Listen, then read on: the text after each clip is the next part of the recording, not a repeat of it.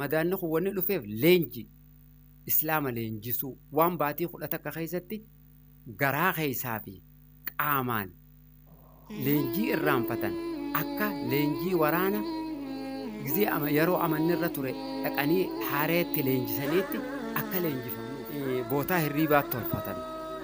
Mishiggii bootaa ammaas barcaan itti ta'u barca bocol hajaamu inumaa barca bocol kun maal qaba dhalaas walii jaammatuu keessa jirti.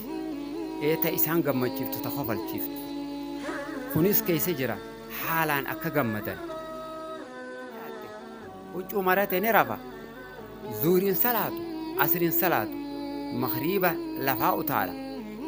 Ka'eeti subhaanallah Ramadaan yaa Ramadaan jecha gammadee deema.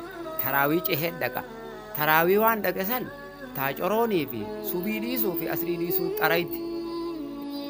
Alhamdulillah, assalatu wassalamu ala rasulillahi sallallahu alaihi wasallam.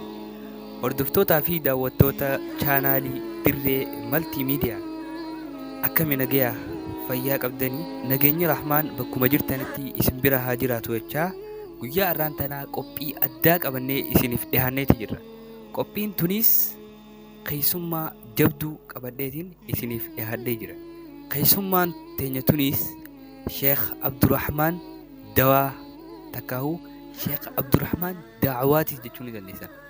Guyyaa irraan tanaa qophiin jabduun asitti isa qopheessee isa gaafachuuf deemu waa'ee keessummaa jabduu nutti as deemaa jirtu kana. Keessummaan jabduun tunis maali yoo kan jettan ta'e baatii Ramadaanaati.